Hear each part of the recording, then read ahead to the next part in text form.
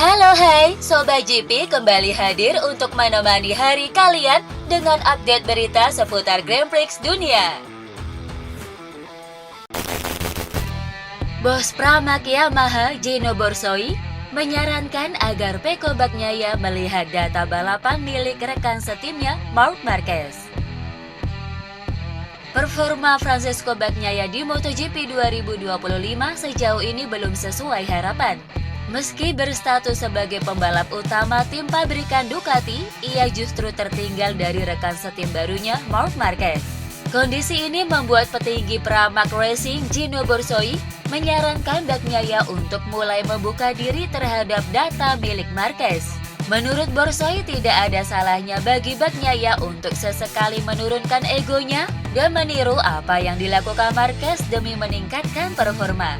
Ia percaya dengan pendekatan yang tepat, Bagnaia bisa kembali tampil dominan seperti sebelumnya. Pecco telah membuktikan lebih dari sekali bahwa ia tahu cara bangkit kembali di masa-masa sulit. Ingat 2 tahun lalu atau bahkan musim lalu, ia sempat kesulitan di hari Jumat, tapi bangkit di Sabtu dan menang di Minggu. Borsoi menambahkan bahwa kehadiran Marquez seharusnya menjadi kesempatan bukan ancaman. Mengambil pelajaran dari Marquez dianggapnya bisa menjadi kunci bagi Bagnaia untuk kembali ke jalur juara. Dani Pedrosa mengungkapkan alasan utama mengapa Francesco Bagnaia kesulitan bersaing dengan Marc Marquez di MotoGP 2025. Meski mencatat lebih banyak poin dibandingkan tahun lalu, Bagnaia tertinggal jauh dari Marquez yang kini memimpin klasemen. Pedrosa menilai kehadiran Marquez di tim pabrikan Ducati menjadi tekanan psikologis bagi Bagnaia, apalagi saat ini Marquez mampu tampil cepat dan konsisten meraih hasil positif. Perbedaan gaya balap juga menjadi faktor. Marquez lebih fleksibel dengan berbagai setelan motor, sementara Bagnaia butuh feeling yang sangat spesifik pada motornya agar bisa tampil optimal. Pedrosa meyakini keputusan Ducati merekrut Marquez adalah tantangan berat bagi Bagnaia. Meski keputusan itu menyebabkan kepergian Jorge Martin, Bastianini, dan Bezzecchi, serta Pramac yang pindah ke Yamaha, hasil yang diraih Marquez saat ini membuktikan langkah Ducati memang tepat. Rider Trackhouse Racing, Ai Ogura, berharap bisa meraih hasil terbaik di MotoGP Inggris akhir pekan ini. Ai Ogura terus menjadi sorotan di kubu Aprilia. Pembalap debutan asal Jepang ini menjadi rider terbaik Aprilia di klasemen pembalap dengan bertengger di posisi ke-10. Jelang MotoGP Inggris, Aprilia sendiri memiliki rekam jejak impresif di sini. Tahun lalu, Alex Espargaro sukses meraih kemenangan dan sebelumnya juga telah naik podium 2 kali. Kepada Speedweek, Ogura berharap bisa meneruskan momentum itu, mengingat ia juga menyukai karakter trek tersebut. Aprilia tampil kuat tahun lalu di Silverstone, dan ini juga salah satu trek favorit saya. Lintasannya panjang dan teknikal, akan menantang dengan motor MotoGP, tapi kami siap bekerja keras dan tampil maksimal. Enea Bastianini berharap bisa bangkit di MotoGP Inggris 2025 yang digelar di sirkuit Silverstone akhir pekan ini. Tahun lalu, saat masih bersama Ducati, ia tampil luar biasa di Silverstone dengan menyapu bersih kemenangan sprint dan Grand Prix. Namun musim ini berjalan lebih sulit. Mengendarai KTM, hasil terbaik Bastianini sejauh ini hanyalah finish ke-7 di Circuit of the Americas. Ia juga harus menjalani penalti long lap di Silverstone karena insiden dengan Francesco Bagnaia di Le Mans. Le Mans memang gila, tapi terlepas dari semua penalti, kami tetap menunjukkan kecepatan bagus dan mencetak poin. Saya cukup dekat dengan waktu Marc dan Vermin, jadi itu hal positif. Hal yang cukup menarik terlihat di unggahan video @CrashMotoGP.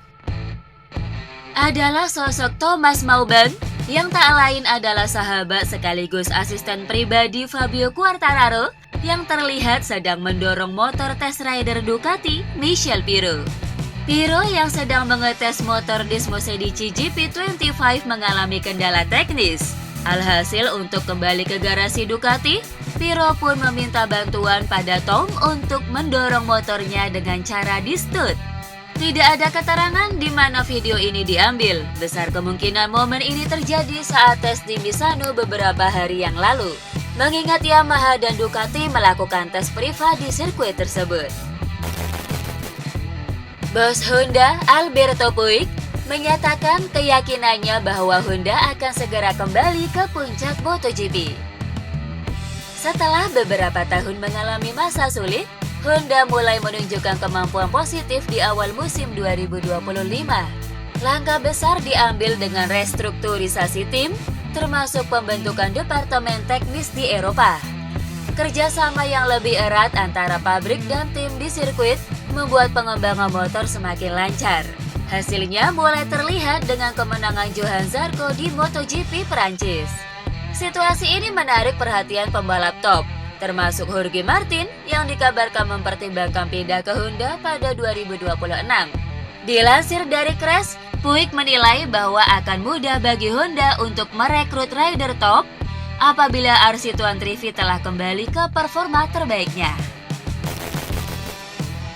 KTM telah mengonfirmasi bahwa mereka telah mengamankan pendanaan sebesar 600 juta euro atau sekitar 11 triliun rupiah untuk membayar kewajiban restrukturisasi utang sebelum tenggat 23 Mei 2025. Sebagaimana diketahui, pabrikan asal Austria ini menghadapi krisis keuangan serius sejak akhir tahun lalu, yang memaksa mereka memangkas staf, menghentikan produksi, dan menjual aset termasuk saham MV Agusta. Laporan media India menyebut bahwa pemegang saham utama mereka, Bajaj Auto, telah mengambil pinjaman 566 juta euro yang kemungkinan besar digunakan untuk membantu pelunasan utang. Saham KTM pun melonjak, mencerminkan kepercayaan pasar terhadap masa depan merek ini. Bajaj Auto diperkirakan akan memiliki pengaruh lebih besar di KTM ke depannya. Meski kondisi keuangan mulai membaik, masih ada pertanyaan tentang dampaknya terhadap proyek MotoGP KTM. Namun demikian, pihak manajemen telah menyatakan komitmennya terhadap kejuaraan tersebut. Bos McLaren, Andrea Stella, mengakui bahwa pihaknya cukup terkejut dengan kecepatan Max Verstappen di Grand Prix Emilia-Romagna. Setelah McLaren mendominasi balapan sebelumnya di Miami, banyak yang mengira mereka bisa kembali menguasai balapan di Imola. Namun pada balapan ini, nyatanya kecepatan mereka tidak cukup untuk mengejar Verstappen.